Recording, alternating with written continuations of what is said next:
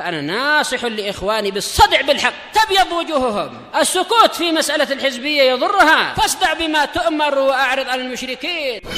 سلامي على دماج ورجالها والشيخ يحيى ودار العلم يا سعد بانيها.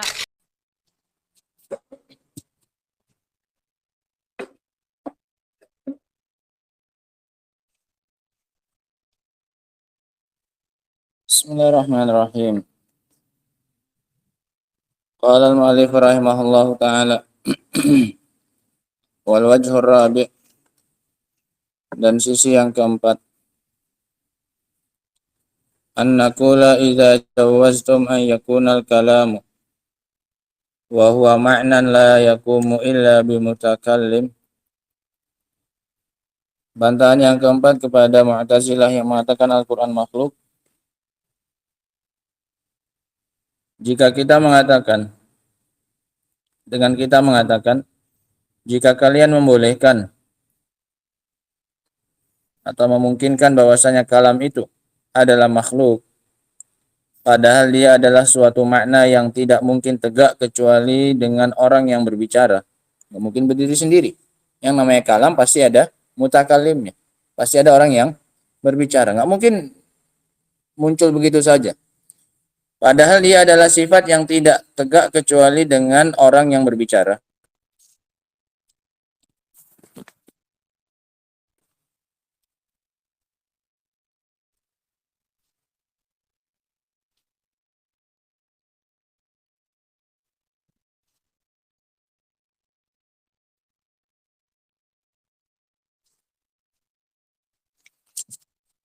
Lazimakum an tujawwizu an takuna jami' sifatillahi makhluqah.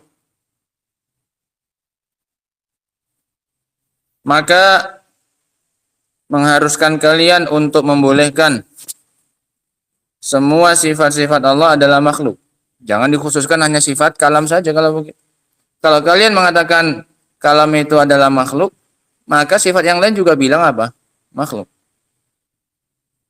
Izla farqah, karena nggak ada bedanya antara satu sifat dengan sifat yang lainnya.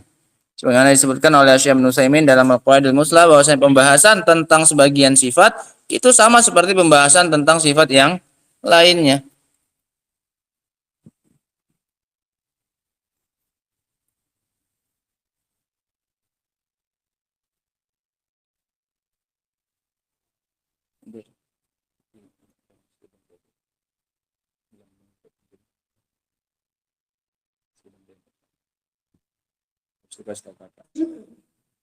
Tanya mau pinjam.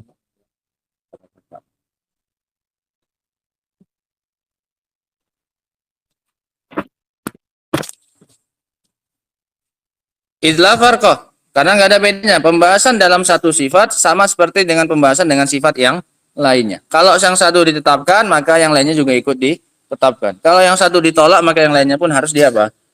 Karena satu sifat sama seperti sifat yang lainnya pembahasannya. Faqulu idzan, maka kalau begitu kalian katakanlah sam'uhu makhlukun. Pendengaran Allah juga apa ini? Makhluk. Jangan hanya kalamnya saja bilang makhluk, tapi juga apanya? Pendengarannya. Wa basaruhu makhluk. Penglihatannya juga makhluk. Wa hakadha, dan begitu seterusnya. Fa in abaitum illa an taqulu. Kalau kalian enggak mau juga kecuali ingin mengatakan, masih membantah juga.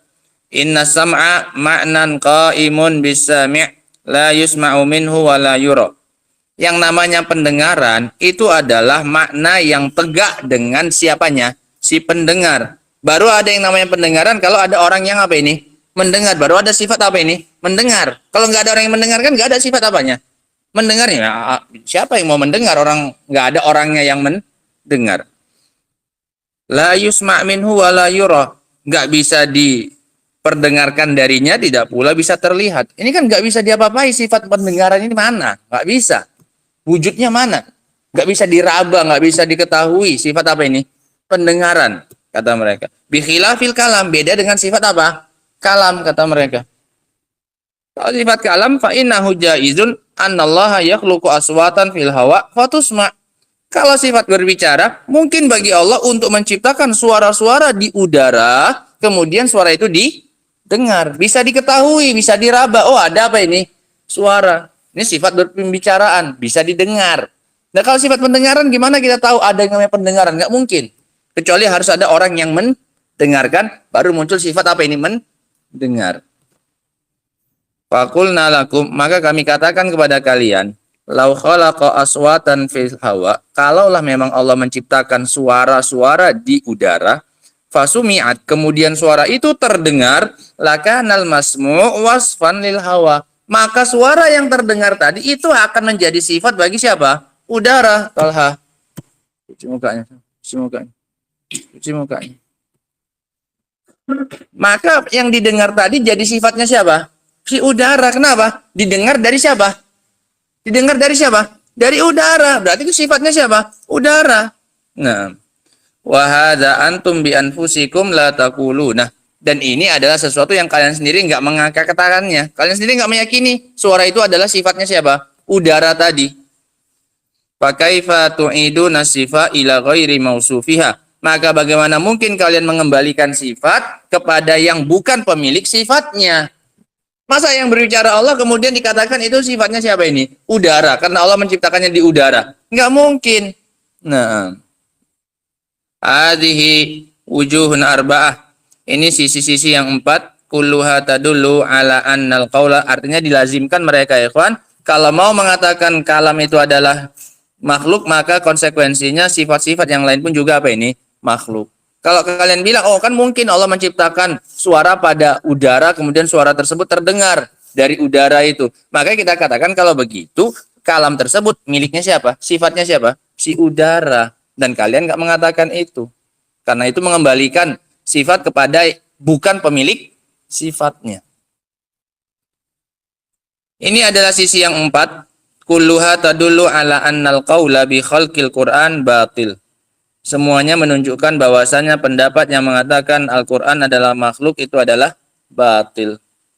Walau lam yakun minhu illa ibtalu al-amri wan nahi wal khabar wal istikhbar. Kalaulah bukan darinya muncul konsekuensi pembatalan perintah, larangan, berita dan pertanyaan dari Allah Subhanahu wa taala, dibatalkan semua itu, nggak ada maknanya.